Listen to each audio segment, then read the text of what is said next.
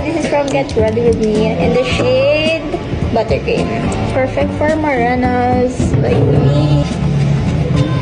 Guys, same kami ng mascara. Siya yung budo sa kanila to. This is from Easy.